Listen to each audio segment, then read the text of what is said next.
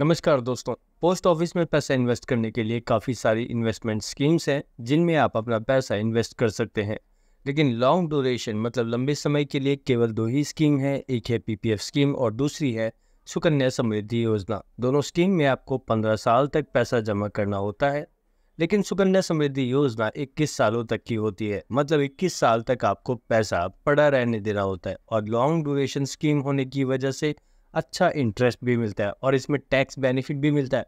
और इसके चलते काफ़ी सारे लोग इस स्कीम का मिसयूज़ करने की कोशिश करते हैं और इसी वजह से सरकार ने पीपीएफ और सुकन्या समृद्धि योजना से रिलेटेड काफ़ी सारे रूल्स में बदलाव किए हैं जो अक्टूबर से लागू हो चुके हैं। और इसके चलते आपका अकाउंट भी बंद हो सकता है और उस अकाउंट में जमा पैसे पर कोई भी ब्याज नहीं मिलेगा और उसका जमा किया पैसा ही आपको वैसे का वैसा ही वापस दे दिया जाएगा। क्या क्या बदलाव हुए हैं वो सभी बातें इस वीडियो में जानेंगे, तो चलिए वीडियो को शुरू करते हैं।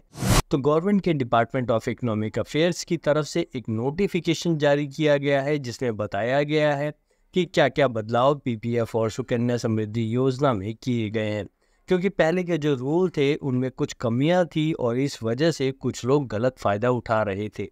तो इसी वजह से सरकार ने उन नियमों में बदलाव किए हैं और पोस्ट ऑफिस और बैंक को बोला गया है कि अपने सभी कस्टमर्स के आधार कार्ड और पैन कार्ड इन स्कीम्स के पोर्टल पर जमा कर दें जिससे इसको ट्रैक किया जा सके। पहला जो बदलाव है वो पीपीएफ अकाउंट से रिलेटेड है। माइनर यानी 18 साल से कम लड़का या लड़की का एक ही अकाउंट खुलवा सकते हैं। अभी तक आप माइनर के मल्टीपल अकाउंट खुलवा सकते थे, लेकिन अब उसमें क्लियरली बता दिया गया है एक परिवार में एक ही माइनर का अकाउंट खुल सकता है और उसकी लिमिट मैक्सिमम 1.5 लाख रुपए रहेगी। अगर आपने एक से ज़्यादा माइनर अकाउंट खोल दिए हैं तो उसको सेविंग अकाउंट में कन्वर्ट कर दिया जाएगा और उसमें पड़े पैसे पर सेविंग अकाउंट का ब्याज मिलेगा। जिस दिन से माइनर की एज 18 साल हो जाती है तब से उस अकाउंट को पीपीएफ अकाउंट माना जाएगा और 15 साल तक वो अकाउंट चालू रहेगा। यानी कि अगर माइनर का एक से ज़्यादा अकाउंट आपने खुलवा लिया तो उस अकाउंट को माइनर का पीपीएफ अकाउंट नहीं माना जाएगा जब तक उसकी एज 18 साल नहीं हो जाती। मतलब एक परिवार में एक ही हो सकता है, उससे ज़्यादा आप जितने भी अकाउंट खोलेंगे उन सबको बंद कर दिया जाएगा। यानी सेविंग अकाउंट का इंटरेस्ट रेट दिया जाएगा जो केवल 4% है और जब माइनर की एज 18 हो जाएगी उसके बाद में पीपीएफ का इंटरेस्ट रेट मिलेगा और तब से 15 सालों तक वो अकाउंट चलेगा। अगर आपने एक से ज़्यादा पीपीएफ अकाउंट खोल रखे हैं माइनर के, उसको आप बंद भी नहीं करा सकते और ऐसे में कंटिन्यू करना ही पड़ेगा। अब दूसरा जो बदलाव है वो भी पीपीएफ अकाउंट से रिलेटेड है। पीपीएफ के रूल में लिखा हुआ है एक व्यक्ति एक ही पीपीएफ अकाउंट ओपन करवा सकता है, लेकिन अभी भी काफ़ी सारे लोग मल्टीपल पीपीएफ अकाउंट खुलवा लेते हैं। जैसे एक बैंक में खुलवा लिया, दूसरा पोस्ट ऑफिस में खुलवा लिया और आप दोनों जगह पैसा जमा करते हैं। लेकिन अब से ऐसा नहीं होगा क्योंकि आधार कार्ड और पैन कार्ड लिंक होने जा रहा है और आपके सारे अकाउंट ऑटोमेटिक ट्रैक हो जाएंगे, जिसके चलते आपका सबसे पुराना अकाउंट जो है वही प्राइमरी माना जाएगा और उसी को प्राइमरी मानकर एक्टिव रखा जाएगा और बाकी सारे अकाउंट बंद कर दिए जाएंगे और सारा पैसा प्राइमरी अकाउंट में ही मिला दिया जाएगा। और अब इसमें चेक किया जाएगा कि आपने एक साल में 1.5 लाख ही जमा किए हैं ना। मतलब मान लीजिए आपके 3 अकाउंट थे और आपने तीनों में 50,000 रखे थे, मतलब पूरे साल में 1.5 लाख जमा किए हैं, तो यहाँ कोई समस्या नहीं है। तीनों अकाउंट में से 2 को बंद करके एक में सारा पैसा डाल दिया जाएगा। लेकिन अगर मान लीजिए आपने तीनों अकाउंट में 1 लाख जमा किए हैं, मतलब आपने लिमिट से ज़्यादा जमा कर दिए हैं, तो आपका 1 लाख वाला जो मेन अकाउंट है उसे रखा जाएगा, दूसरे अकाउंट के 50,000 रुपये को उसमें ट्रांसफ़र कर दिया जाएगा और 1.5 लाख के बैलेंस के साथ कंटिन्यू रखा जाएगा और बाकी अकाउंट को बंद कर दिया जाएगा।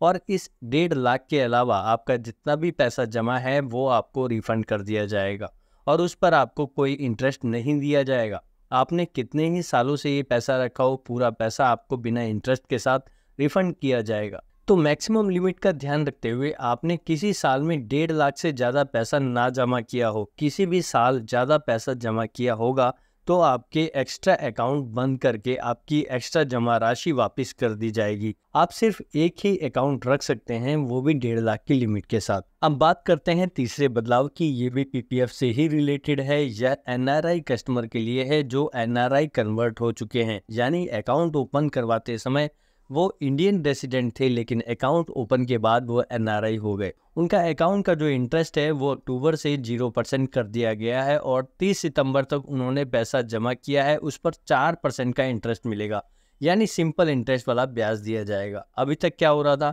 लोग एनआरआई कन्वर्ट हो रहे थे, उससे पहले लोग बताते ही नहीं थे, विदेशों में पैसा कमाते रहते थे और यहाँ पर अकाउंट चलते रहते थे और यहाँ पर कोई इन्फॉर्मेशन नहीं देते थे। एनआरआई लोग अकाउंट नहीं खुलवा सकते, लेकिन अकाउंट खुलने के बाद लोग एनआरआई बन जाते थे और काफ़ी लोग इसका फ़ायदा ले रहे थे। लेकिन अब रूल चेंज कर दिया गया है, अब आपके अकाउंट पर कोई इंटरेस्ट नहीं मिलेगा। अगला पॉइंट आता है पीपीएफ और सुकन्या समृद्धि स्कीम या कोई अन्य स्कीम में अगर आपने कोई माइनर का अकाउंट खुलवा रखा है और अगर उसमें कोई इरेगुलरिटी है तो उस अकाउंट को सही करने की कोशिश की जाएगी।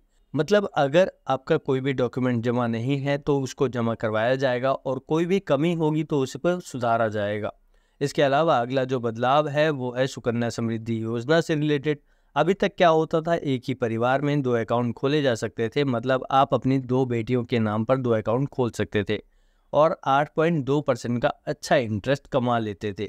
और पहले गार्जियन में ग्रैंड पेरेंट्स के नाम के साथ बच्चियों के अकाउंट खुल जाते थे, वहाँ पर पैन कार्ड की ट्रैकिंग नहीं की जा सकती थी क्योंकि अकाउंट तो ग्रैंड पेरेंट्स के नाम पर है, लेकिन नए रूल के मुताबिक ग्रैंड पेरेंट्स अब अकाउंट को मैनेज नहीं कर सकेंगे। अब सिर्फ पेरेंट्स ही अपनी बेटियों के अकाउंट को मैनेज करेंगे। अगर किसी के ग्रैंड पेरेंट्स अभी तक मैनेज करते थे तो उन्हें वो खाता बेटी के पेरेंट्स को ट्रांसफ़र करना होगा और वही उस अकाउंट को मैनेज करेंगे। अगर बायोलॉजिकल पेरेंट्स नहीं हैं तो उस कंडीशन में लीगल पेरेंट्स उस अकाउंट को मैनेज करेंगे। उन्हीं पेरेंट्स का आधार कार्ड और पैन कार्ड लगेगा ताकि रिकॉर्ड ट्रैक किया जा सके। एक परिवार में 2 से ज़्यादा अकाउंट नहीं खोले जा सकेंगे और अगर किसी परिवार में 2 से ज़्यादा अकाउंट हैं तो बाकी अकाउंट को बंद कर दिया जाएगा और बिना इंटरेस्ट के वो पैसा रिटर्न कर दिया जाएगा।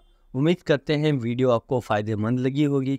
हर रूल को बहुत ही बारीकी से समझाने की कोशिश की है। ये सभी चेंजेस गवर्नमेंट के नोटिफिकेशन के अनुसार किए गए हैं। मिलते हैं अगले वीडियो में। धन्यवाद।